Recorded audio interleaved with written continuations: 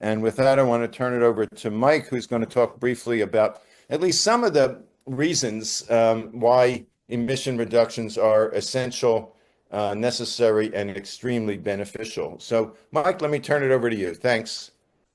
As Herb said, we wanted to try and think about why HPAC should be focused on mitigation, strong mitigation as well. And so Herb and I sort of bounced some ideas back and forth, and I just want to sort of go over those. We had sort of three categories of reasons as when we tried to make sense of what we were doing. One is that, of course, aggressive mitigation will make climate intervention more effective and more acceptable. That is, it'll make sure that we don't have to do more and more and more. There are limits to what you can do with climate mitigation. So that's sort of one, and I'll come back to some supporting reasons for each of these in a moment, but that was one category. A second is, of course, aggressive mitigation will help reduce the impacts that are occurring. And that's overall HPAC's goal, is to have a healthy planet. So it's helpful to have mitigation also be doing that. And then third category of general points was that supporting aggressive mitigation will help HPAC as it talks with other groups, because many other groups sort of include that. And we certainly are favoring a whole, all of the aspects of the triad. We're not coming in and trying to say climate intervention will be a substitute for what is going on. We're going to have to do all we can. So that's sort of the third category of those. But I'll go through these quickly, and we can certainly come back for lots of discussions and questions and additions and criticisms or whatever. So with respect to the advantages of aggressive mitigation, one of the things that happens when you reduce emissions is you reduce what the peak potential warming will be. Once you've put stuff in there, it tends to keep raising the peak, and so that's a real problem. You really want to keep that down. So more aggressive mitigation will keep things from getting even more out of hand than they are already. So I'm having this trouble with my speakers thing here. Let me get out of here a second. Lower greenhouse gas concentrations, of course, will also reduce the strength of the climate intervention that is needed. And that's important because as you get to greater and greater intervention, you can have adverse side effects and other things. So we really don't want to be doing huge kinds of intervention. The smaller one can do it, the better. Let's see, just a second here. Well, let's advance. Oh, it did now. Okay, so just a second here. Aggressive mitigation will also help limit the time one has to do climate intervention. This becomes an obligation that we're sort of imposing on future generations to continue. So if we really want to try and keep that to a minimum, so aggressive mitigation helps in that regard. Come on, what happened here? Oh, no. It also will help reduce what might happen if there is termination shock, which is one of the criticisms about why not to start climate intervention, because if for some reason people choose to stop or something causes it to stop, we'll have a jump over some period of time, but relatively rapidly up to wherever the greenhouse gas concentration is. So really, we don't want that to be very large. And termination shock will really only be a problem if mitigation and CDR are failing. So then we're going to be in terrible shape anyway. So aggressive mitigation sort of helps reduce the potential for termination shock. And then one of the advantages of mitigation is, if we could get going, you can do that quite quickly. It's going to take a little bit of time to get through doing the research that needs to get done for climate intervention. And so this allows some time for intervention to sort of phase up. So it's important in that sense. Let's see. Okay. So now it'll also, of course, help reduce some of the impacts of climate change, which we're also trying to reduce. One of the ones it will reduce is ocean acidification. And this is one that climate intervention is criticized for not being able to solve that part of the problem. So we certainly do want to try and make sure we're working on ocean acidification, and suggesting we not focus on mitigation sort of would reduce that from happening. It'll reduce the release of air pollutants. Fossil fuel use is causing all kinds of trouble, millions of premature deaths each year. Now, we do talk about sulfate being a benefit, but that's really only if it's spread widely over the globe, so you have an aerosol effect. And so fossil fuel emissions generally come out where people are, and so they have these health effects. Faster mitigation can also help reduce emissions of methane and black carbon and precursors to tropospheric ozone, which are also other forcings in addition to CO2. And these are the short-lived species, and it has an effect pretty quickly. And so if you can get these down as well, that can help sort of compensate for the fact that we're taking sulfates out of the atmosphere as well. It will help to reduce polar warming, just because it's causing warming generally. And that's getting so amplified that you really want to keep that as low as we can, certainly because it's starting to melt the ice sheets and accelerate sea level rise. So you really want to be working on that anyway. Everybody sort of agrees with that. And the other thing that's important about CO2 and these other greenhouse gases is their infrared effect acts all year. So when we talk about reducing solar radiation as a way to do climate intervention, that's something that works during the season when the sun is up. But 6 months of the year, it's not up in the polar regions. And still the ice sheets and everything are getting warmed by the infrared radiation. And so you'd like to keep that as a minimum. And it turns out, especially since it's at altitude, that's where the CO2 radiation effect is the largest. Down low, the main greenhouse gas is water vapor. But as you get up into the mid and upper troposphere, it turns out CO2 plays a critical role. So those are reasons why it can sort of help with a lot of the impacts. Oh, I put another one on here. And it also, by getting less CO2 in the atmosphere, you reduce the need for CDR in the future, which is going to be necessary to try and pull the CO2 concentration down. But CDR is something that's proving pretty hard to do in really large amounts. So the better you can do with aggressive mitigation, the better. So with respect to HPAC and the potential benefits, as I said, we're trying to add climate intervention to the existing approaches, not to substitute it. And so if we weren't supporting intervention, it would not look so good. And it provides opportunities to link with others. We don't want to get into really discussions with other activist groups about the approaches that we agree on. So it will help us to build bridges. Another one is if we sort of de-emphasize mitigation, it's going to lead others to conclude, since we're so focused on that, or not to conclude, but at least to construe what we are doing in effect, even if it's unconscious, is serving as an unwitting tool for the continuing use of fossil fuels. And that's something we certainly don't want to be accused of nor be doing.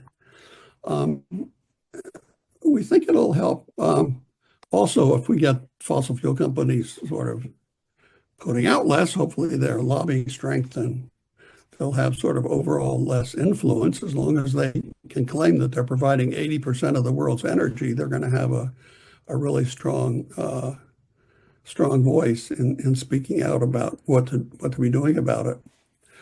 And hopefully it'll reduce some price instability if we start getting our energy more from renewable sources that are in our region, and not having to get tied to the international market on fossil fuels, which gets affected by all sorts of other things. So those are a sort of set of reasons that we came up with. There may well be others. I would expect there are, but this sort of gives an indication that we think mitigation is a very strong aspect of what HPAC needs to be supporting. Our main reason, of course, for focusing so much on intervention is it's something that can have a big effect early, whereas the other approaches, except for rapid cutting of emissions of short-lived greenhouse gases, sort of happen over time. The CO2 effect, well, reducing CO2 emissions doesn't start cooling anything until you get to zero or something. It just reduces how far you're going to go up. And it takes time to build up CDR to a level, especially when we have so much fossil fuel emissions. So that's sort of the set of reasons we put together. Happen to open it up for discussion.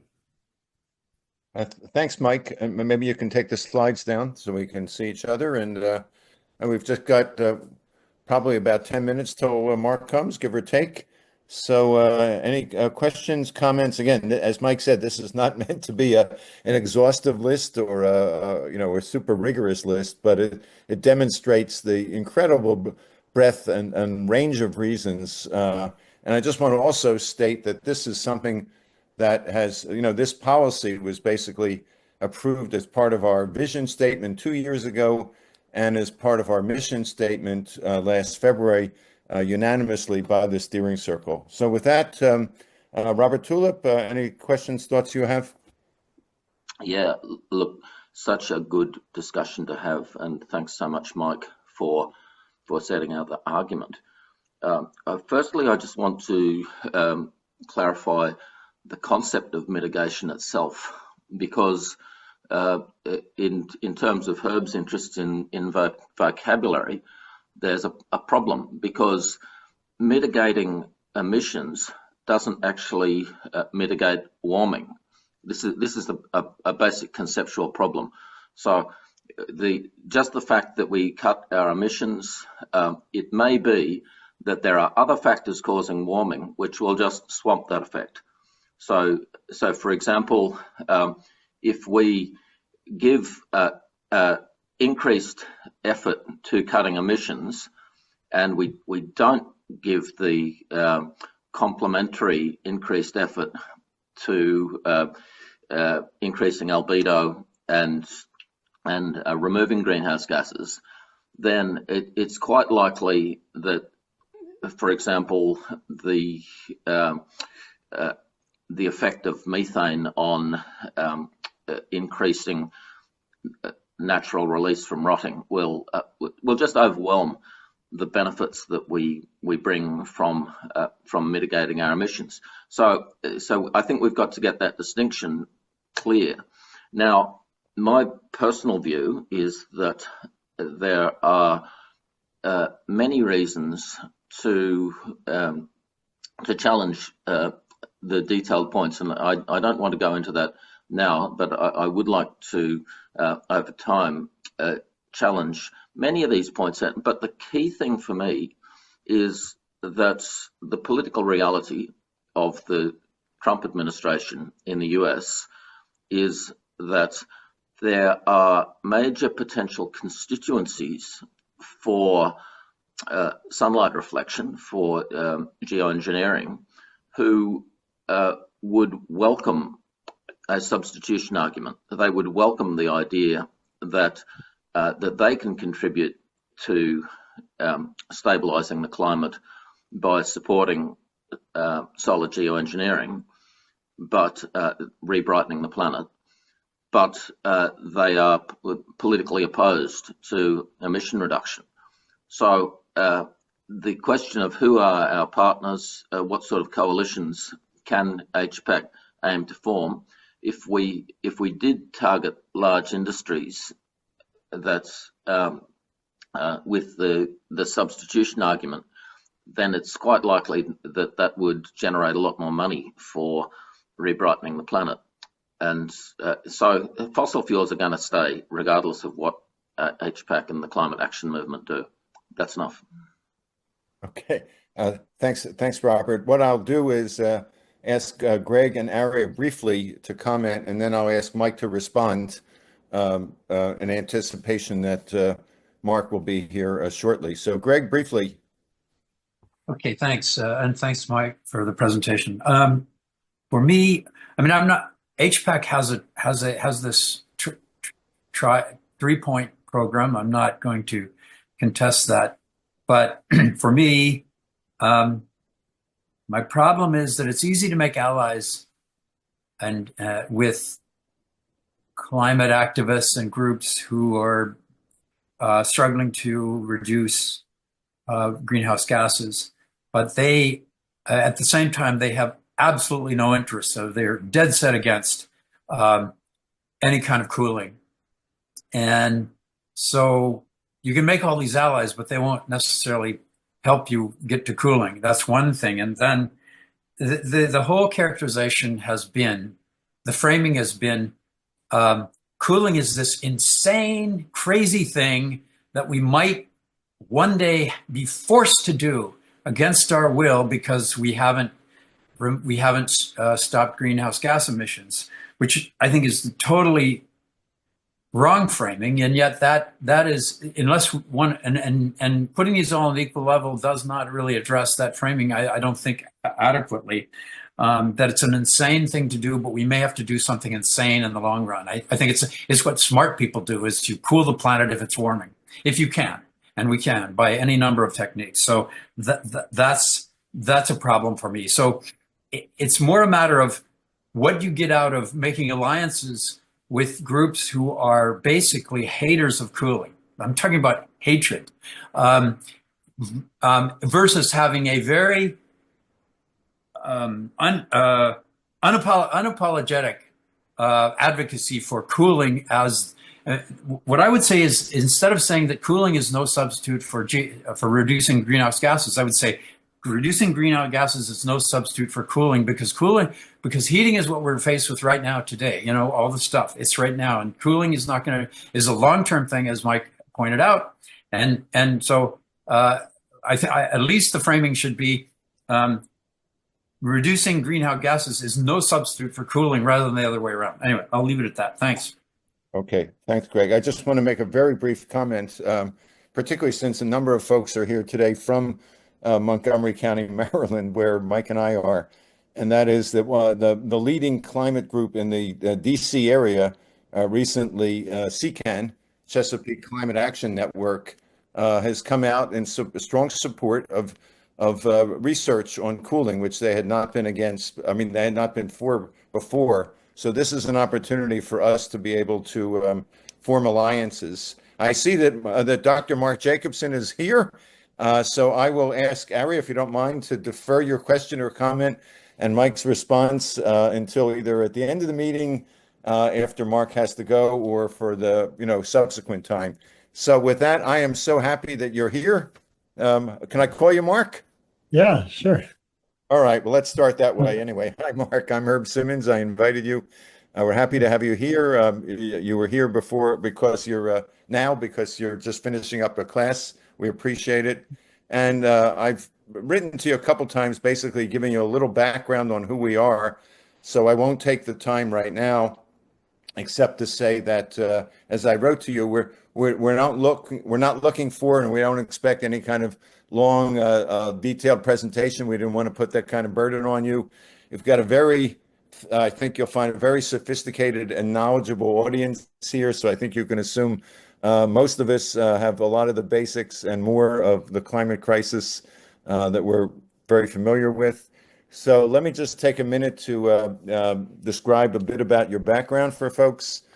You are a professor of civil and environmental engineering, and you're director of the Atmosphere Energy Program at Stanford. You published 6 books and over 175 peer-reviewed papers. Your work has formed a scientific basis for the Green New Deal and for many laws and commitments for cities, states, and countries to transition to 100% renewable energy and heat generation. You received the 2018 Judy Friedman Lifetime Achievement Award, and in 2019, you were selected as one of the world's 100 most influential people in climate policy. You've also been chosen as a World Visionary Clean Tech Influencer of the Year. You've served on an advisory committee to the U.S. Secretary of Energy. You've appeared in a TED Talk. You co-founded, very importantly, the Solutions Project, and maybe most notably, you appeared on the David Letterman show. So, and I also want to give a plug for your book that I read before this called No Miracles Needed. And in particular, there's an enormous breadth of technical information about every type of energy generation, the pros and the cons, and how it can get us to a clean energy future. But the last section of your book I really particularly enjoyed because you sort of went behind the curtain and give us a little bit of a personal perspective on your own journey, including the degree to which you seem to be scared out of your mind before entering the David Letterman show, before you aced it. So, and one other comment I want to make, and then I'm going to turn it over to you, and that is, I was really floored by your comment that you had prepared a paper on black soot, I believe, and tropospheric ozone. You sent sort of without intention of it being publicized to the George Bush administration, and it wound up being used publicly as one of the reasons, if I correctly understood what you wrote, for Bush announcing that he would not be supportive of the U.S. being involved in the Kyoto Accord. So talk about unintended consequences. Anyway, I'm going to and turn it over to you when you're finished. I really want to have a conversation. I know it'll be a vital one and a really critical one. So the floor is yours, Mark. Thanks so much. Well, thank you very much, Herb. I appreciate your kind introduction. And well, am I assuming you want me to talk mostly about the solutions or what things are not good solutions? Would you like to hear what the good solutions are? No, I think basically, we're an organization that believes that the set of solutions to the climate crisis has to involve aggressive emission reductions and large-scale removal of carbon dioxide and what we call direct cooling of the climate. Others might call geoengineering, as long as it's safe and effective. But what we really want to focus today on is not so much the last two that are very controversial and that we talk about in most of our meetings, but we really want to focus on how realistic is it to be able to decarbonize by mid-century, as your books and your articles and your solutions project advocates. What would it take? What can we do to accelerate that process in our advocacy? But I'm sure, the other questions about your views on geoengineering and so forth will probably come up, but I don't want to focus primarily on those. Okay. Yeah, no, I'll talk about the positives and kind of give you a summary of the plans we've developed for transitioning the world to just clean renewable energy. So yeah, we focused on mostly the energy sector. So energy is responsible for, it's kind of debatable, about 65-70% of greenhouse gas and warming particle emissions, but about 90% of air pollution emissions. And so I'm looking at this from not only a climate perspective, but also an air pollution and energy security perspective. So because almost 7.5 million people die prematurely each year from air pollution, and that's based on the cost of statistical life that's on the order of $30 trillion per year. Global warming is expected to cost $30 trillion per year, but only by about 2050. And energy security is a third major problem. So we try to look at solutions that address all three of these problems, because if you address just climate, you might get one set of solutions. But if you address climate and air pollution, you get a second set. And then there's also even a slight difference if you look at energy security as well. So the idea we've had since 2009 has been, well, let's just electrify everything, because, well, the sources of air pollutants and gases and particles that affect climate are the same effectively from energy. It's combustion for the most part. And so if you eliminate combustion, you can get rid of both air pollutants and greenhouse gas emissions. And so the idea is to electrify everything we can. There's some direct heat as well, and then provide the electricity and direct heat with what we call wind, water, solar, WWS, which is really a little bit broader than just wind, water, and solar. It includes geothermal, onshore and offshore wind, solar photovoltaics on rooftops and in power plants, some concentrated solar, geothermal electricity, and also some geothermal heat. And there'll be some solar heat as well. And then hydroelectric power, mostly existing hydroelectric power, and then small amounts of tidal and wave power if that becomes cost effective. But of course, the wind doesn't always blow, the sun doesn't always shine, so we do need storage. I mean, there is the largest kind of storage worldwide today is hydroelectric storage, and the second largest is pumped hydroelectric storage. But batteries are growing for electricity storage. There's also hydrogen can be used for grid electricity storage, as well as for not only for electricity, but also for heat. And then there's compressed air storage, gravitational storage, solid masses, and there's there are flywheels, or another one. So there are plenty of smaller ones, but it's going to be batteries mostly, maybe some hydrogen fuel cell storage, and maybe a little bit more pumped hydro storage and hydropower storage. But there's also not only electricity storage, there's heat storage and cold storage as well that's necessary. So heat storage would be it's primarily water tanks right now, and so is cold storage, but there's also seasonal heat storage in soil underground, in water pits, aquifers, and cold storage in ice as well. And then we'll have some hydrogen for non-grid purposes. We don't want to use hydrogen for too many things in such a paradigm. So one use of hydrogen I mentioned is grid electricity backup for electricity and heat. A second use is steel and ammonia production, or second and third use, steel and ammonia production. For steel, you can replace the process emissions from steel, which are the chemical reaction emissions that result from reducing iron ore to pure iron with coke or coal right now. So you can use hydrogen instead. If it's green hydrogen, then you pretty much reduce emissions and you lower the temperature at which the process needs to be done at. And then the fourth application of hydrogen would be for long distance heavy transport, like long distance ships and aircraft primarily, but not passenger vehicles. Battery electric vehicles are much more efficient. So we would have hydrogen for certain purposes, and that hydrogen would be what we call green hydrogen, so not from gas, which is gray hydrogen, or gas with carbon capture, which is blue hydrogen, or any other color of hydrogen, just green hydrogen basically. And then and transportation, as I mentioned, we'd use battery electric or some hydrogen fuel cell for long distance heavy transport. For buildings, we'd use electric heat pumps for air and water heating, air conditioning, clothes drying, heat for washing clothes, heat for washing dishes. So any type of heating, cooling in buildings would be heat pumps, except for cooking would be for electric induction cooktops instead of gas stoves. So, and we do use energy efficiency in buildings, energy efficient appliances, insulation, LED lights, that kind of stuff. So that covers buildings. We did transport. Then the other main sector is industry. So industry, we'd electrify that for high temperature industrial processes. Instead of burning fuels, we would use electricity that comes from wind, water, solar, and use that to run electric arc furnaces, induction furnaces, resistance furnaces, dielectric heaters, electron beam heaters, and electric heat pumps as well for kind of lower temperature heating for industry. And also we can replace a lot of those with what do we call fire bricks. Fire bricks are new technologies, but they're really based on old technologies, kiln bricks that are in specific compositions to store heat up to 2000 degrees Celsius.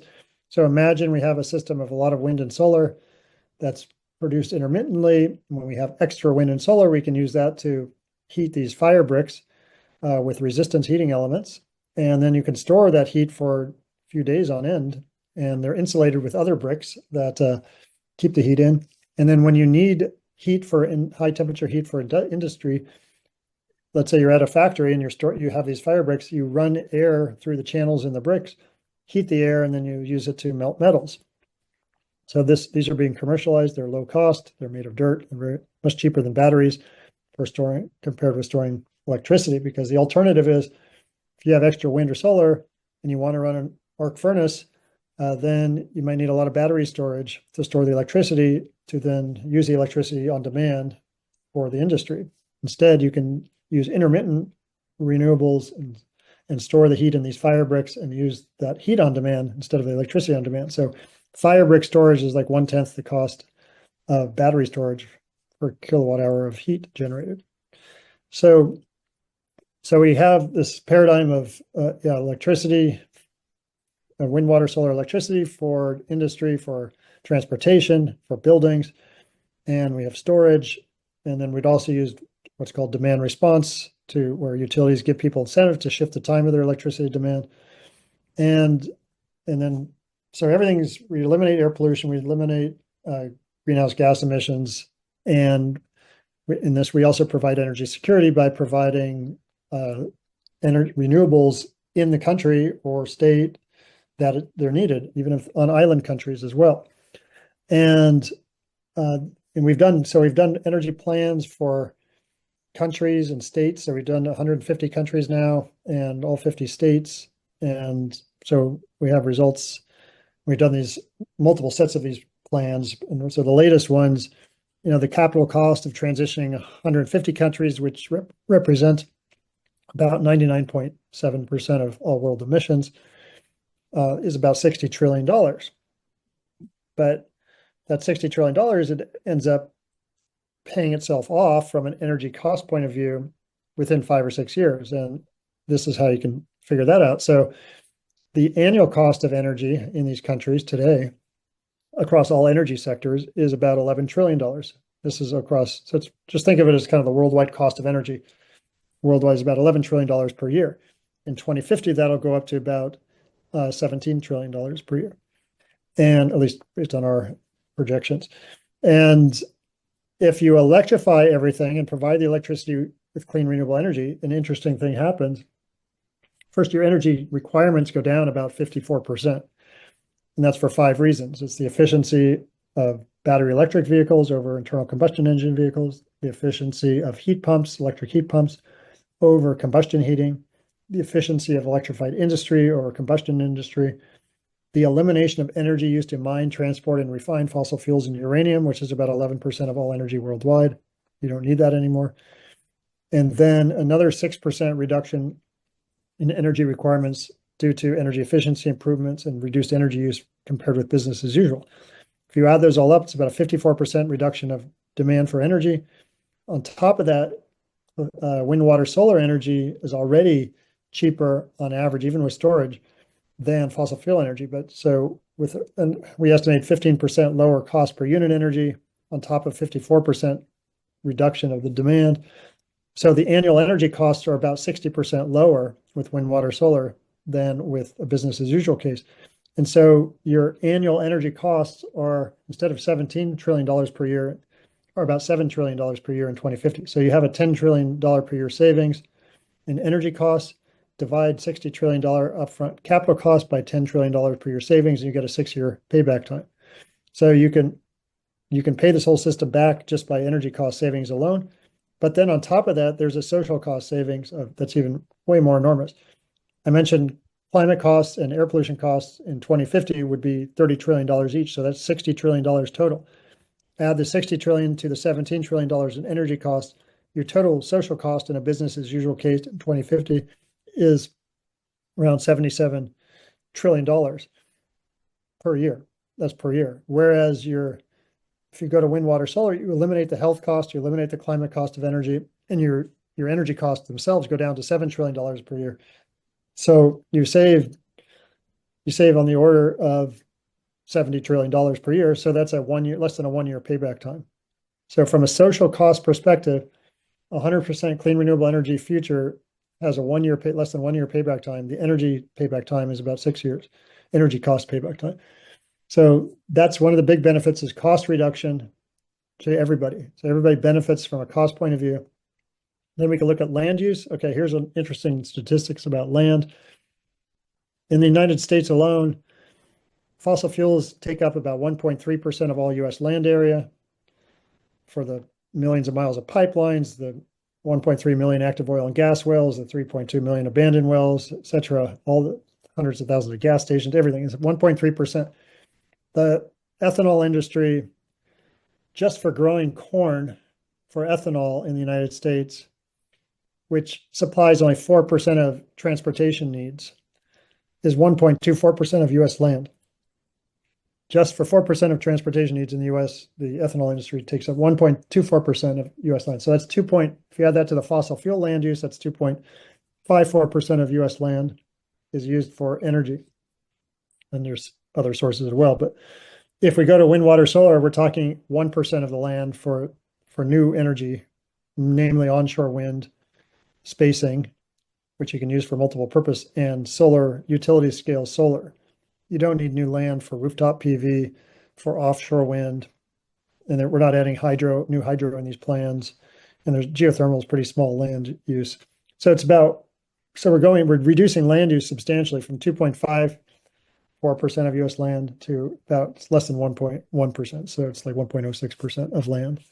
So reduce land use, lower costs. We also create jobs worldwide. We estimate about over 20 million long-term full-time jobs created versus lost in a transition in most countries as well. And energy security. So there's just many benefits of transitioning. And the other thing is that when you're actually reducing emissions, I mean, reducing 1 ton of CO2 emissions is the same as taking 1 ton of CO2 out of the air effectively. So it's just a lot easier and cheaper to reduce emissions by replacing fossil sources with combustion sources. So that should be 100% of our focus, in my opinion, is trying to reduce emissions. And because everything else is an opportunity cost, you end up, if you spend money that you could be reducing emissions by replacing a fossil source, and you don't replace that fossil source, and you try to do something else, like take carbon out of the air, and you're not replacing that fossil source, you're basically increasing CO2. So that's kind of one of the main conclusions of this recent study we did, where we looked at comparing, looking at just clean renewable energy, replacing fossil sources versus just like adding carbon capture and direct air capture everywhere when you're not replacing the fossil sources. And you end up then increasing CO2, air pollution, fossil mining, fossil infrastructure. But that's kind of a different story. Probably don't have time to go into, but happy to talk more. I mean, I can keep talking, but I don't know if you guys want to. Yeah, no, why don't we, you've given us a blizzard of compelling statistics. I'll start with a question or two, and then I'll open it up to everyone. One of the comments or critiques that I often hear and others hear is that, at least historically, and people are afraid this is still true, and in fact, it seems to be true up until now, that the energy transition will be an addition of clean energy and not a substitution for the fossil fuels. That, that for whatever set of reasons, whether some people blame capitalism and, eternal growth, et cetera, that even if we have substantial investments, as we're continuing to do, that ultimately the challenge is not so much to add the clean energy, it is to subtract the dirty energy. So that's sort of one question or critique that I'd like you to address. So why don't we start with that? Yeah, sure. Well, I can actually point to what's happening in U.S. states to show that there is actually a replacement of fossil fuels and not just an addition of renewables. California, for example, we've added huge amounts of solar and batteries in the last 2 years alone. In fact, we've quadrupled the battery capacity in 2 years, so doubled it from last year and doubled it from the year before. And the solar's gone up. And we're now, in fact, this year already, we've had 60 days on the main grid in California, 60 out of 92 days where we're over 100% renewables on the grid for part of the day. Like yesterday, we were 7.5 hours over 100% renewables on the grid. But the gas, which was the main source of backup power, compared with 2024, the same. If we look at January 1st to yesterday on California's grid in 2025, gas use is down 26% versus the same period in 2024. And it's down 43% versus the same period in 2023.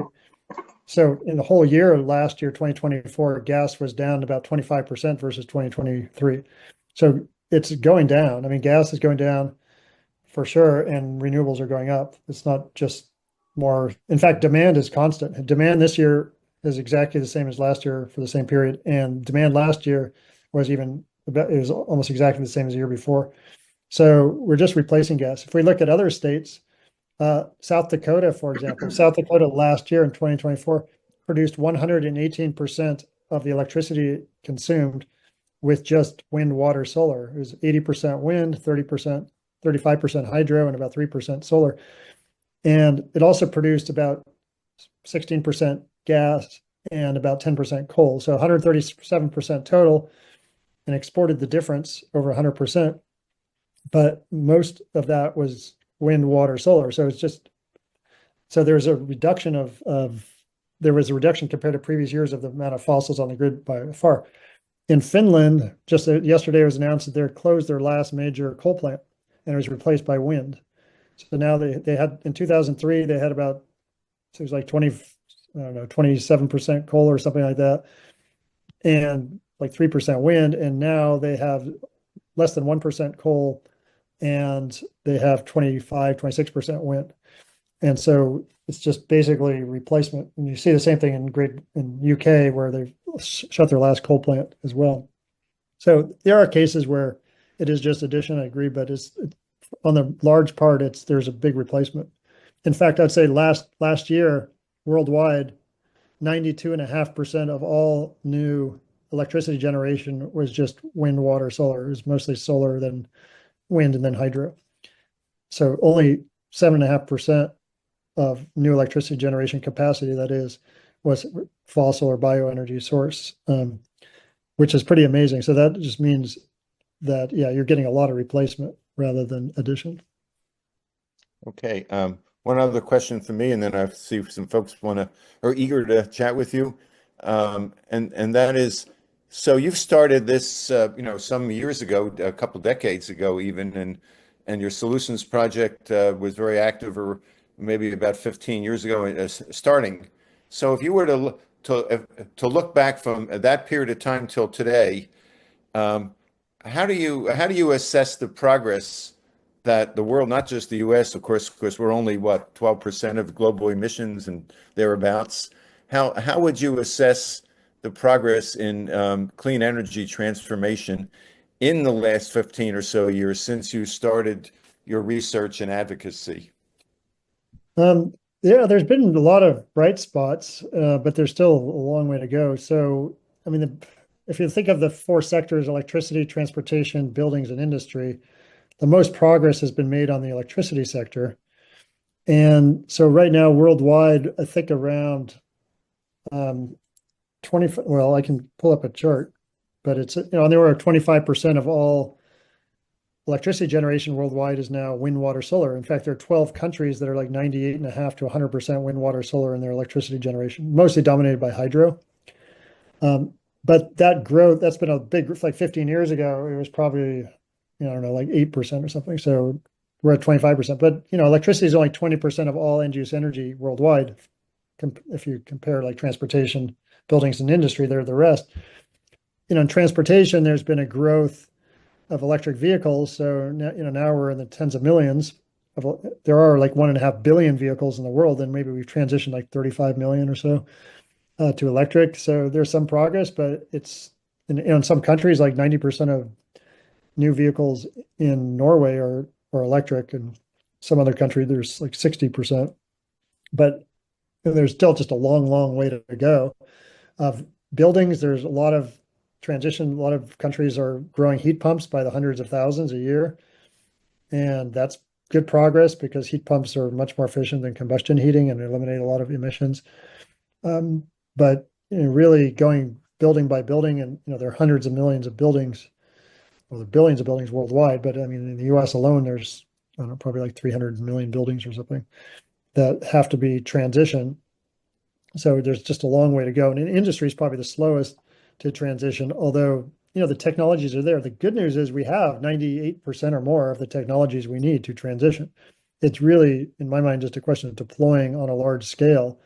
And, a lot of people don't want to just give up their either internal combustion engine vehicle or their gas heater. It's a lot of hassle to change something or something, and it's a cost thing as well. There's an upfront cost. It definitely is cheaper to pay it. It'll pay it back really quickly, but that doesn't always help if somebody doesn't have a lot of upfront money to pay it with. So there are a lot of bright spots. China is doing something amazing in the last year. I'll say in terms of installing renewables, I think it was 250 gigawatts of solar and 100 gigawatts of wind. I don't remember the exact numbers, but it was just some huge amounts of solar and wind. The U.S. has put in 50 gigawatts of solar. So it's like 5 times more solar in China last year than in the U.S. But that's important because they also have the most emissions and the dirtiest energy and greatest air pollution deaths. I mean, India is pretty close in terms of air pollution deaths. But you need every country to participate on a large scale. So that's really important that China, which is like 35% of global emissions, is doing something big. They have to do something big, otherwise we're all screwed. But we need every country to really participate to the level it can. Okay, thanks. Let me call on Aria, who had a question just before you arrived that I wasn't able to call you on. So here's the floor is yours, Aria. Thank you. I appreciate that, Herb. Good to see you, Mark. We Hi, spoke Aria. a year ago. It's been a while. So I have so many questions, and I know I can't ask you everything, so I'm gonna have to narrow it down.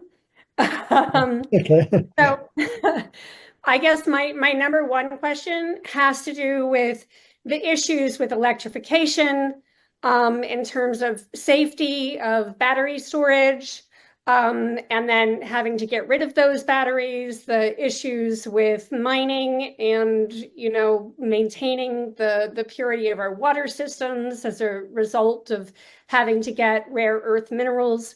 So I'm really wondering what you think is the safest source of energy that is available to us. I mean, as far as the ocean currents, for instance, I wish I could remember what it's called, but like those kind of fluid things that move with the wave devices or wave. What is that? Wave devices, just like wave energy generators. Would They that be the float on top of the waves? Else? What's that? They float on top of the waves that go up and Yeah. down, bob up and down with the waves. Yeah.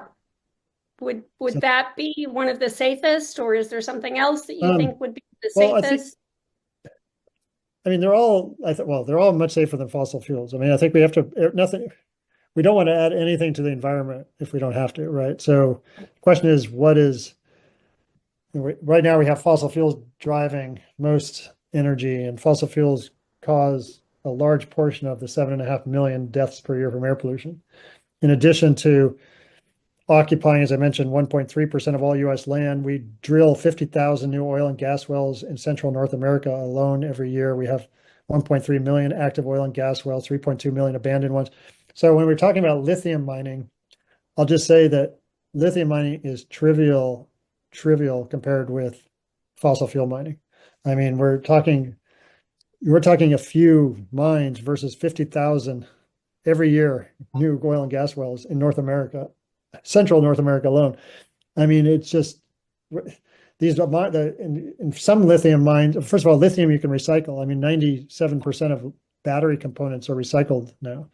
I mean, there's companies like Redwood Materials that recycles the batteries, and Sonnen recycles. So you mine the lithium once, you use it in a battery. The battery lasts now 25 years. I just had an electric vehicle I bought in 2009, and I had my battery I just had till last week. I just changed it, and the only reason I changed it, and it only lost 25% of its range in 16 years.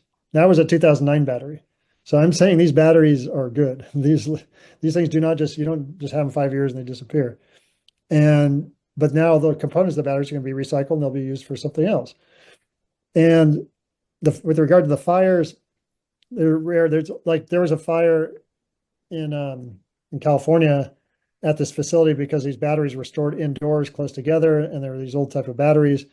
But battery fires are not necessary. That was a rare case because they were stored indoors. If you have those same batteries outdoors, there would be no fire because when they're indoors, the gases just accumulate, and so that's when the fire that helps to catch the fire, but also lets it expand. But and then also LFP batteries, lithium iron phosphate batteries, they don't catch as fire. They don't catch fire nearly so much as the type of battery that they were using in that facility in Moss Landing. It was the Moss Landing facility. So that's, I mean, just the benefit of batteries is so great in terms of storage. I mean, because the alternative is gas. I mean, the gas, you have fracking and you have air pollution from the gas. You have all sorts of other problems associated with the mining, the land areas, the water requirements, the roads of all the machinery. But batteries respond like in milliseconds versus gas responds in 5 Right. minutes to a load.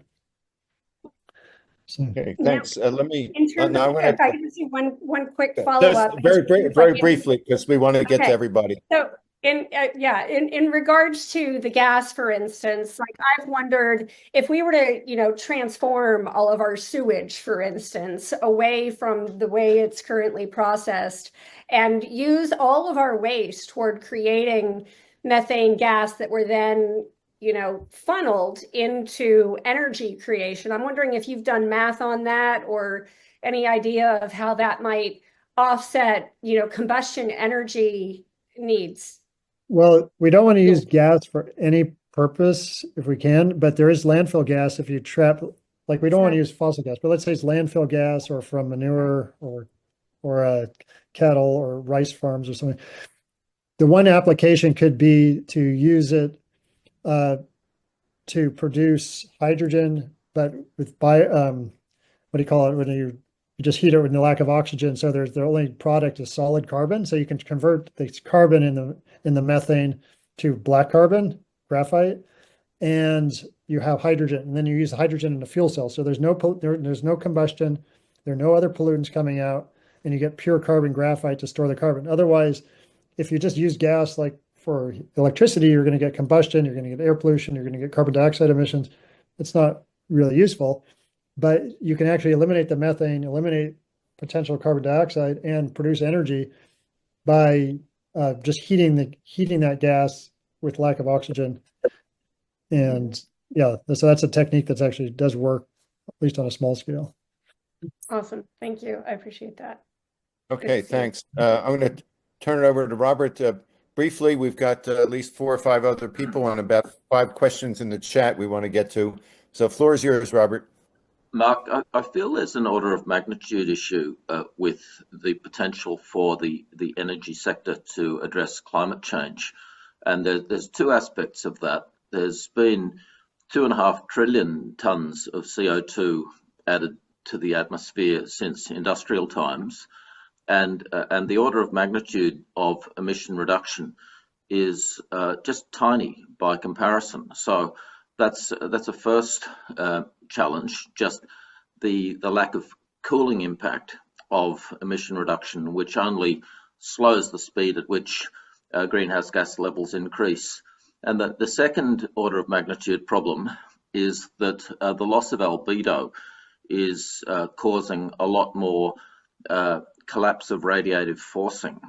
And so while we don't take action on albedo, and I'm thinking especially of clouds and snow and ice and aerosols, that while we allow those to collapse, and if we put all of our focus onto emission reduction, then that warming from albedo collapse will swamp any cooling effect that we gain from cutting emissions. Well, first off, was your number about the emission reduction based on what's going on today, or in the limit of if you could eliminate all energy emissions? Because they're like 35. So emissions are about 50 billion tons a year, and so that's total world emissions. It's accumulated to about 2.5 trillion tons. I mean, some of that's gone back into biomass, but most of it is still in the air and sea, causing warming. Yeah. But I mean, the point in terms of emission reduction, it's great. The point I'll make about taking CO2 out of the air, I assume you're referring to that we should focus on that. Is that your point, that we should be taking CO2 out of the air? That's if we're going to stop dangerous warming. So we've got like 2 degrees of dangerous warming locked in. Unless we restore the lost albedo by making the planet more reflective and remove greenhouse gases on really much vaster scale than annual emissions, then we face these tipping points from dangerous warming. Well, okay, so there's a lot of things here. So the lifetime of CO2 in the air, when you're increasing CO2, the e-folding lifetime is about 50 to 60 years. When you're decreasing CO2, it's about 90 years. So if you stop all emissions today and you eliminate all emissions, we can, and that, which is, of course, that's not going to happen, but I mean, theoretically, if you, or even let's say you stop 80% by 2030 and 100% by 2050, and I have a graph to show you this, that would, if with the 90-year lifetime, that would get down to, CO2 would come down to 350 parts per million by 2100. So we could, so that is a solution, you know, that is a solution to reduce CO2 in the air. And of course, CO2 is only about 46% of global warming. A lot of the rest, there's black carbon, brown carbon, methane, nitrous oxide, ozone, you know, but those have shorter lifetimes. Nitrous oxide has a longer lifetime.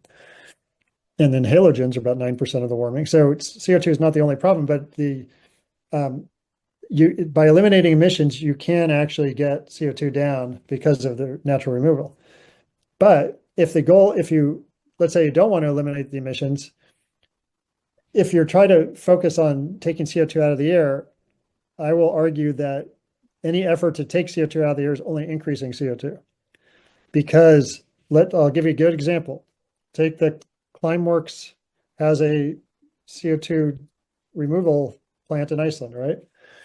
And according to their own CEO, it takes 5,000 to 6,000 kilowatt hours of geothermal electricity and heat to remove 1 ton of CO2.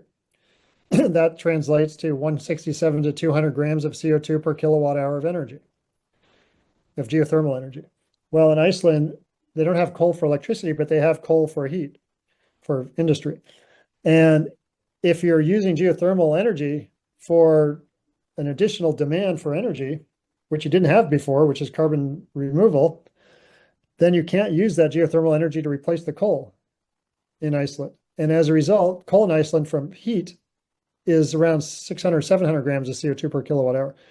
So you're increasing CO2 by a factor of 4 by using geothermal electric energy for carbon direct air capture rather than for replacing coal. Plus, you're allowing the air pollution from the coal to continue. Plus, you're allowing the coal mining to continue, the coal infrastructure. Plus, you need to build pipelines for the CO2. Pipelines need to go over people's land to do that. Excuse me. And there might be CO2 leaks. 82% of all CO2 captured worldwide is not stored. It's used for enhanced oil recovery. That process puts 50 to 120% of the CO2 right back into the air. So my point is, we can all wish to use that carbon dioxide removal actually is useful. Synthetic, that is. I'm not talking about natural. Natural is like growing trees, reducing deforestation. That's all good. But synthetic direct air capture, I'll argue, just increases CO2. It doesn't help anything. It just increases CO2 no matter how much we want it to help. So that's not a solution. And what about solar geoengineering? That is not a solution either, because all you're doing, you're not solving a problem, you're just masking it, right? You're just, by putting particles in the air. I mean, there's a danger of that too, because you're reducing photosynthesis by putting particles in the air, and that has the risk of causing mass starvation worldwide.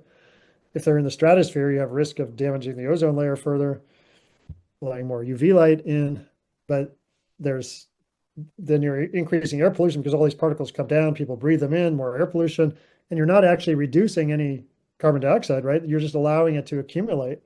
And so when you stop adding particles to the air, then your problem is even worse. So yeah, geoengineering by this large scale, when the side effects alone are enough to scare me off.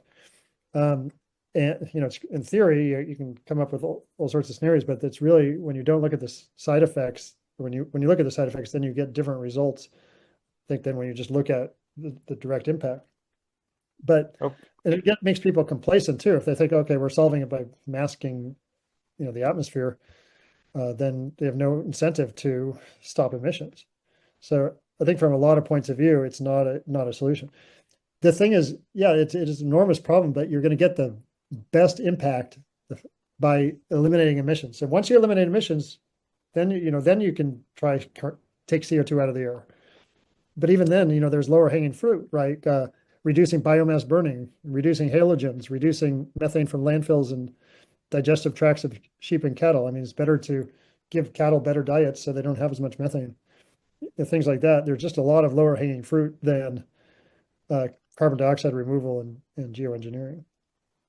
Okay, thanks. I think your last set of statements, I'm confident enough to say would probably result in a large amount of disagreement with folks here, but we don't have 2 or 3 hours to go through the details. But I just want to emphasize that what we're talking about, a couple of things. Number one, that one shouldn't substitute for another. We need to be aggressive in all 3 of these areas. And number 2, that any deployment of whether it's CDR or geoengineering needs to be demonstrated to be safe and effective. And there is a lot of research and computer testing, at least, which obviously is not field testing, that seems to suggest an enormously favorable sort of benefit to cost ratio. But again, we don't have the time to pursue that in detail, but we'd certainly like to continue this dialogue with you on that. And let me turn it over to Mike MacCracken. I think, Mike, you had the next question up. Go ahead. Okay. Hi, Mark. Yeah, I'm like Ari. I'd have a lot of questions too, but I want to ask 2 that you didn't mention. One is the need for transmission. I mean, in the U.S., some huge fraction of the renewable energy is west of the Mississippi, and some very large fraction of the demand is way over on the East Coast, and lots of people. And there's this real problem of connecting the country up. And I'd be interested in your thoughts on it. I'm engaged with a group that's looking at high voltage direct current lines to try and link the zones, but I'd be interested in your thoughts. And the other is the issue of solid state batteries and what you think about how they're coming along. I was at a patent office event a year or so ago, and there were a bunch of companies that were sort of claiming they're close. They're trying to work on the lifetime of the battery, I guess is the main thing. But by making the conductor graphene, it turns out to really make capacity and weight things almost, well, a factor of a few less than lithium batteries, but amazingly good, and having, solving the problem with carbon rather than with lithium. So yeah, with regard to transmission, well, there's always a trade-off between transmission and storage. So if you have like more storage, you can generally get by with less transmission, or conversely, if you don't have much storage, you probably need more transmission. And so right now storage is winning really easily because it's cheaper, and plus transmission's taking long, it's harder to put up in a lot of places for, a lot of it. Where like in California, we've basically quadrupled the battery storage in 2 years. And now we have like in the whole state, there's 14 or 15 gigawatts of batteries. And just to put it in perspective, the main grid the average demand is 24 gigawatts in the 2024. So this huge amount of batteries are already in place, and that just reduces the need for transmission. So that helps. But in the East Coast, the biggest energy resources that's really unexploited is offshore wind, of course, and that's close to population centers, so you don't need much transmission. So I think there's a lot of low hanging fruit in any place you go for local production of renewable energy. And so you don't need to transmit electricity from, let's say, Iowa to New York, but there's just a lot of local places, a lot of offshore in particular. You have Maine, you have a lot of resources.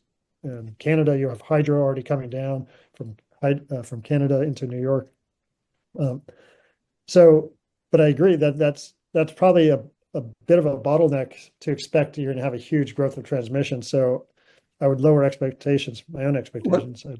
What the utility people sort of ask about in the discussion we have is, how do you survive 10 days of cloudiness in Cleveland, or in that, in a region like that you have these weather episodes where you don't have much wind, you don't have much solar, and you have to go so long. And so interconnecting the sources has been the way that they've worked it in the past.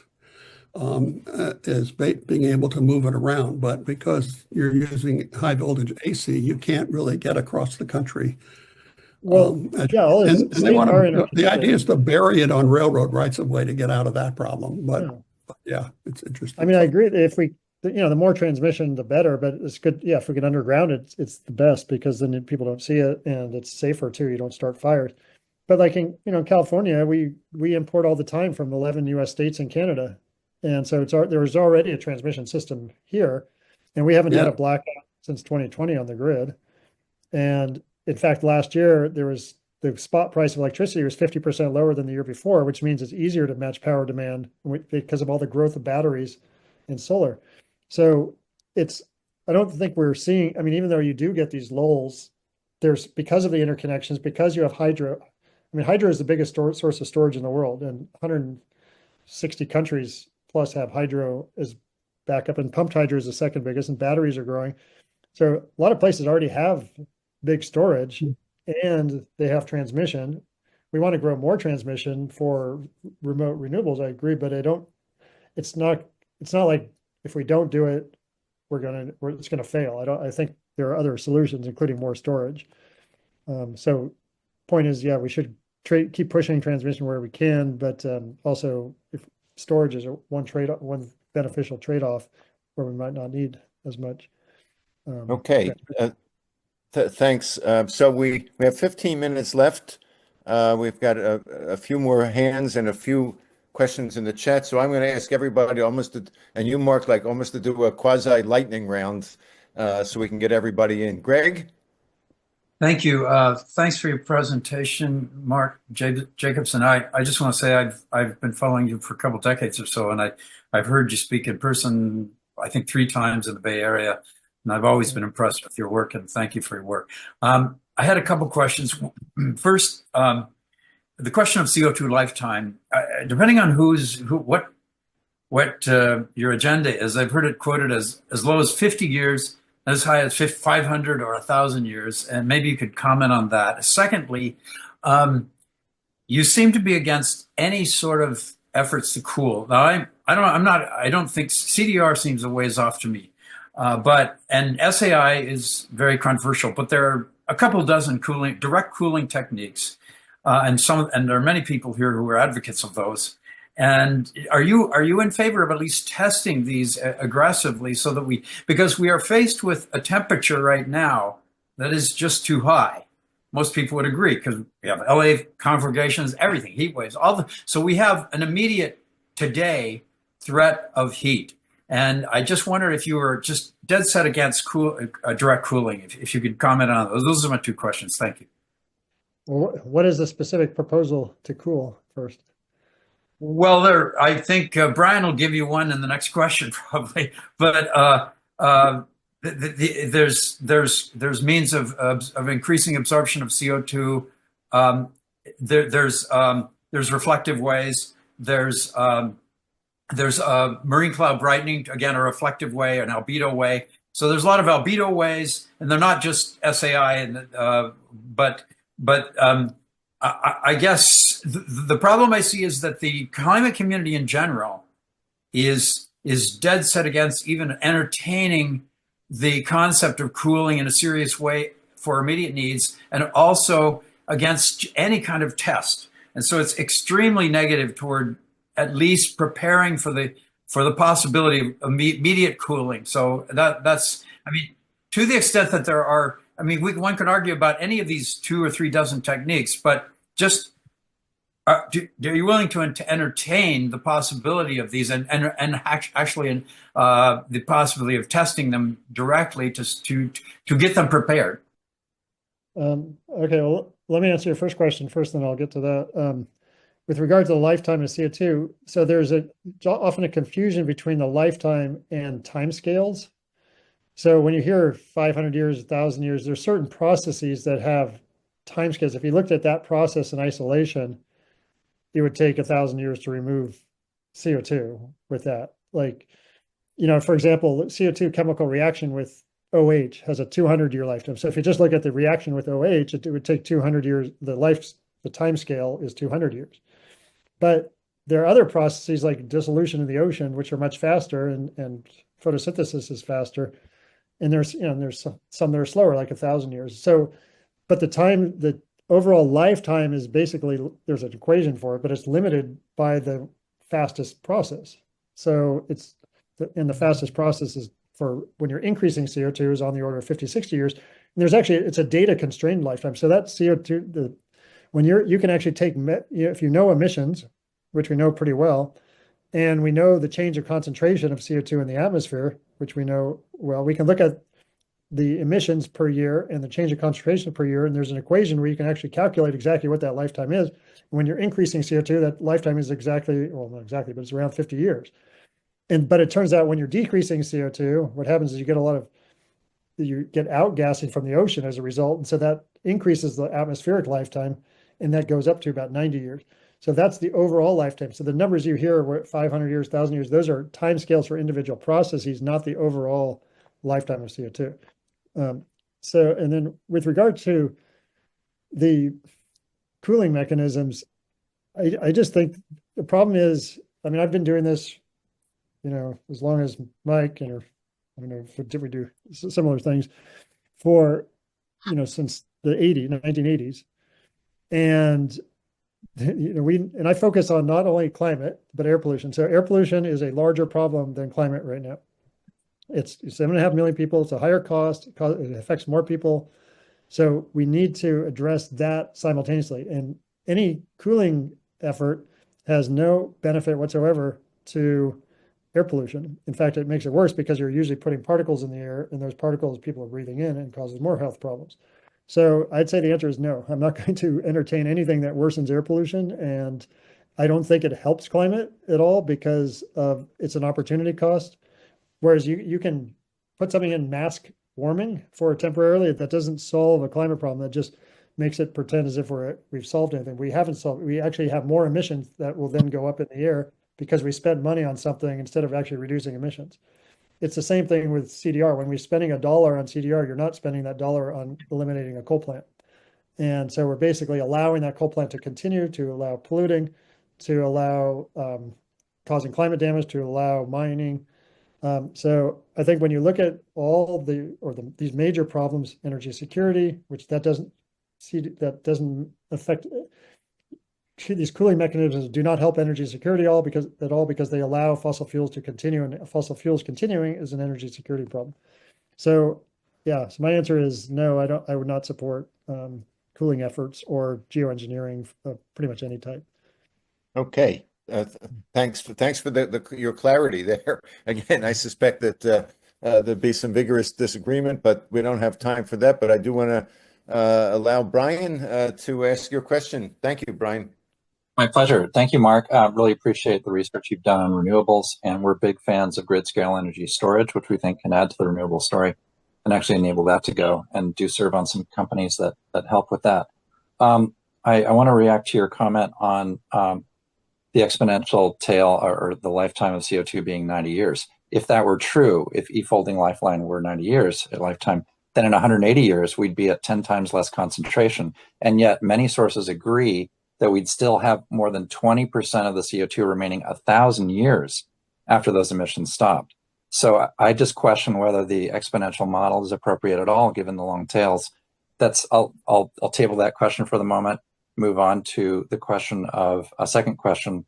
And that is, I don't know if you've seen the recent data on ocean warming or, the data that just came out within the last 12 months documenting the loss of marine clouds that have occurred over the last 40 years by NASA satellite observations, and then the more recent unprecedented ocean warming that's occurred after the IMO intervention to curtail 80 or 90% of all sulfate aerosols across the North Pacific and North Atlantic, resulting in a radiative imbalance that has quadrupled in the last 20 years. We went from like 0.7 watts per square meter to 2 to 3 to 4 watts per square meter, depending on the region. And that imbalance has resulted in unprecedented ocean temperatures. We're looking at least 1.5 degrees Celsius above pre-industrial, and we've seen anomalies of over plus 5 Celsius in 2023 in the North Sea, and 101 degree Fahrenheit temperatures in the Florida Keys, which was enough to kill the Sombrero Reef off Key Largo and a number of other reefs. So we're looking at really a situation that isn't going back anytime soon. The conventional, let's say traditional climate community really hasn't answered the question of this ocean warming, and yet Jim Hansen has certainly done that in describing what he claims is that the community has grossly underestimated the gain factors for greenhouse gases in terms of the gain factors of how much warming occurs for the emissions already taking place. His estimates are the emissions already in place, 4.8 Celsius plus or minus 1.2, which is really unsustainable from a climate perspective, and underestimated the role of marine aerosols. Now, no one's suggesting that we put the aerosols back into fossil fuels and have all this pollution issues, like you've highlighted the issues with pollution. However, there are natural biogenic aerosols that are not nearly as harmful, including submicron sea spray, including biogenic cloud condensation nuclei that occur from algae in the ocean. These are examples of what we call marine cloud rebrightening, because we can document the loss of brightness of our planet over the last 20 years from NASA Ceres data and also from the Big Bear Solar Observatory. This loss of 0.5% of albedo in 20 years is alarming. And I guess the question is, I'll just wrap this question up concisely with, David Keith has written an article that $2 billion in research in SRM, such as marine cloud rebrightening and other nature-inspired approaches, could in fact protect civilization against $10 trillion in climate damages. And so I would just ask, have you seen this article, and what would your response be to it? Thanks for your patience. Well, forgive me, but I don't put too much credibility into David Keith. But I'm sorry.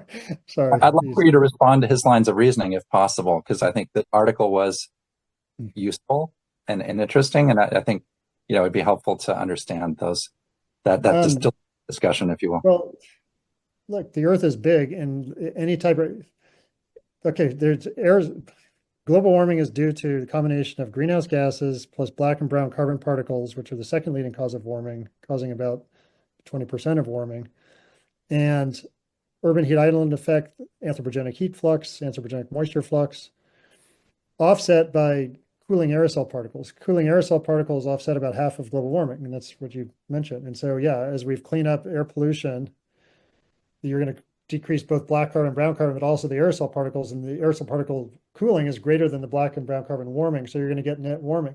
So this is why we have to focus on greenhouse gases and particles simultaneously. And that's the number one line of defense, is eliminating emissions as much as possible. And so anything that's distracting us from eliminating emissions is really allowing those emissions to continue. That's kind of my mindset on this whole thing. And I've done calculations, there's multiple papers on this too. It's opportunity cost. So now one might argue, and maybe this is what you're arguing, that, okay, well, there's a short-term cheap fix to keeping, reducing warming. But you're talking about over the, you need to do it on a global scale. You can't just do it like over, west of just west of Los Angeles, for example. You have to do over the entire Earth, and mostly not over the ocean. Well, I mean, what's the impact of that? Let's say you cool the ocean, but really where the impacts are mostly on land. I mean, if you look at the weather-related events, the costly billion-dollar weather-related events in the U.S. that the NOAA puts out, the biggest, aside from flooding over land, it's severe storminess in the middle of the U.S. I mean, even hurricanes are kind of growing, but they're not as big as the severe storms. And so I don't even know how marine brightening over the Pacific is going to, or adding particles to reflect light is going to affect the storminess. And the other thing is, you don't even know what the side effect of all this is. I mean, if you put particles in the air, aside from the fact that they do come down eventually, and they do blow in, the winds from the Pacific blow from the west to the east right into Los Angeles. That's why we get a lot of pollution in Los Angeles and the Bay Area, is from sea spray that then mixes with sulfuric acid, nitric acid, becomes acidified. People breathe it in, other toxics get into it. So it's not like a zero emission, not zero problem. So there is an air pollution issue, but there's a photosynthesis issue. You're going to reduce photosynthesis, and what's the impact of that? Thing I really do need to, you're presuming that photosynthesis is light limited, but there's clear evidence that's not the case. There's water limitation, there are nutrient limitations, but light limitation is not one of the key limitations in place. So reducing brightness by a few percent, we've got tons of plants that are thriving in cloudy conditions. So I think that's important to clarify. Yeah, but the point is, people who are proposing this are presuming that they can control the entire atmosphere, and then how, what people are subject to in terms of what they breathe, how much sunlight they get, everything else. So it's kind of like Well, master weather control. I think So would be I don't think that. We're right at the top of the hour. Let me, at Caltech has actually Wait, identified Brian, farmer let me just, I have to wrap this up for feedback. Mark. Are you willing to take one more question, Mark? Yeah, have yeah, I time? can take another question. Okay. I saw Sumitra had his hand up before, but I don't see him now. Is he here? Are you? If not, then I'm going to ask Jim Lawrenson. Jim, you have a question or comment? So you were starting to get to this about the other planetary boundaries that we're dealing with, and I'm very happy to hear that you also are dealing with the air toxics. That's where I cut my teeth before I got more into the aquatic issues.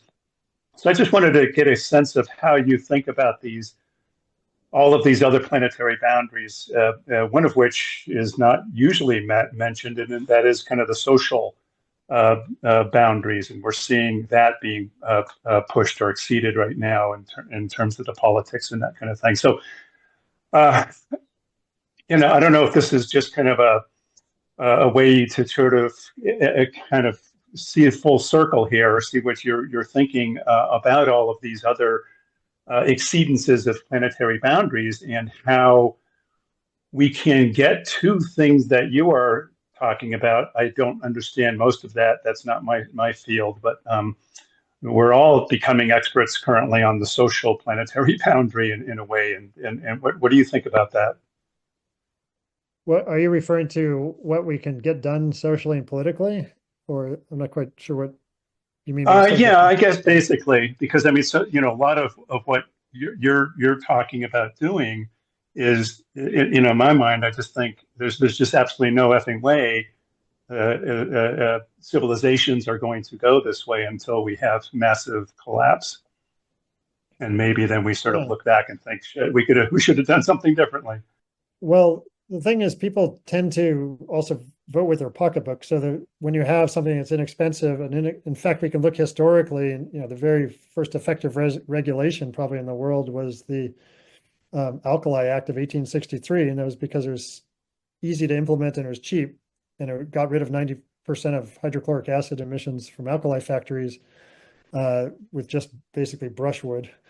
And so when you have an inexpensive solution, then people usually tend to bond onto that. So fortunately, we do have low-cost solar, wind, batteries are coming down, electric vehicles are coming down.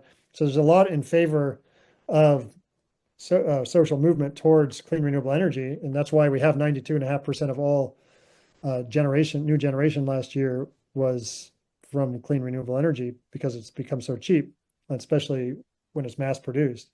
Now, when you have tariffs and things like that, that's going to drive the price up again. But so I think that's the difference between today and 15 years ago, was now everything is so cheap. That's why we do have at least some hope.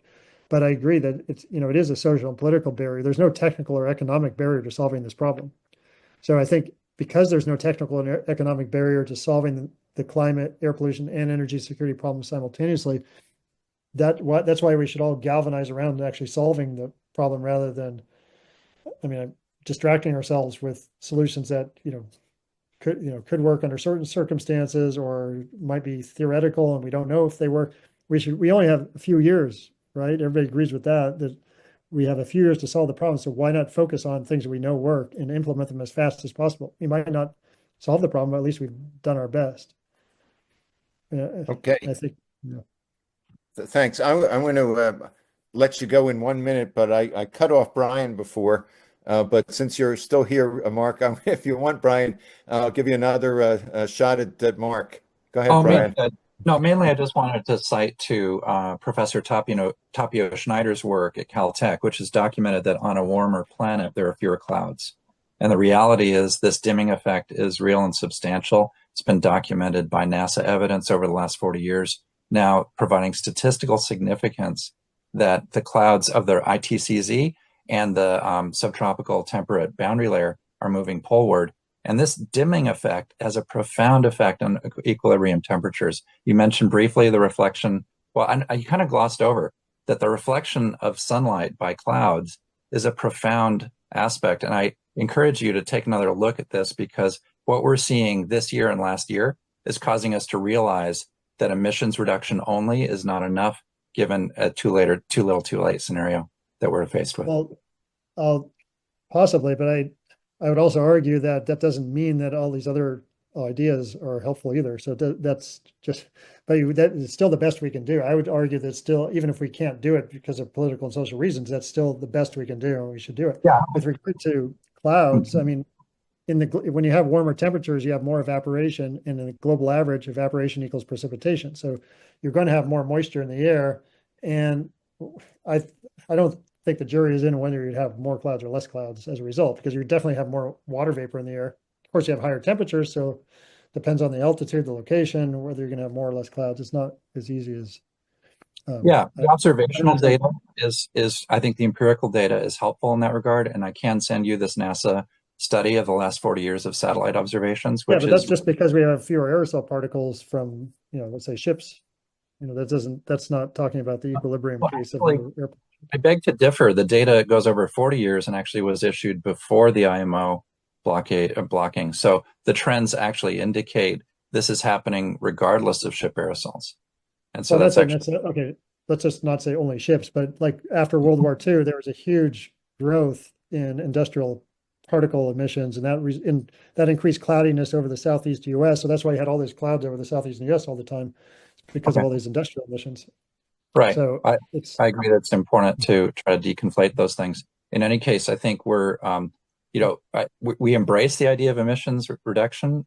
We just question whether it's enough. In other words, we agree that it's necessary, but maybe not that it's sufficient given the recent NASA data and data that James Hansen has worked on so diligently on. Yeah.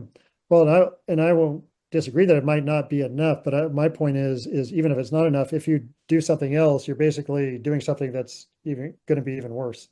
Like that's because it's not, it might be three legs of the triad, and I think we're encouraging all three legs of emissions reduction, 2,400 gigatons of carbon removal, and climate repair. So we're encouraging all three, and I don't think it's a zero-sum game. Okay. Thanks. Thanks. I appreciate It's clear that we've got lots of agreement, I believe, on the critical need for emission reductions, and enormous gratitude and appreciation for your leadership the past couple of decades to help get us as far as we've gotten, and hopefully that we can accelerate and get much further. I think the difference, as Brian pointed out and a number of others, is that we believe that 20 years ago it might have been enough to focus on emission reductions, but we're at the point now with 1.5 and elevating, with the fact that even reducing emissions doesn't decrease temperatures. The folks in Exeter, Tim Lenton and his colleagues, are making a strong case that tipping points are already being activated that may well be irreversible. That at least we have to test as objectively and as urgently as we can these other techniques. Maybe you'll be right, and maybe they'll turn out to not be effective. But I think a lot of us feel we can't afford not to at least give it a try. But we really, really appreciate you taking the time to meet with us. We hope you'll continue to stay in touch with us. I can't imagine a more valuable dialogue than the kinds of dialogues that we've had over the past hour or so with you. So I think I speak for everybody at HPAC, wishing you well, because if your work goes well, that means all of us benefit, and we look forward to continuing our dialogue. Thanks everybody for coming today, and we'll see you next time. Thanks again. Bye.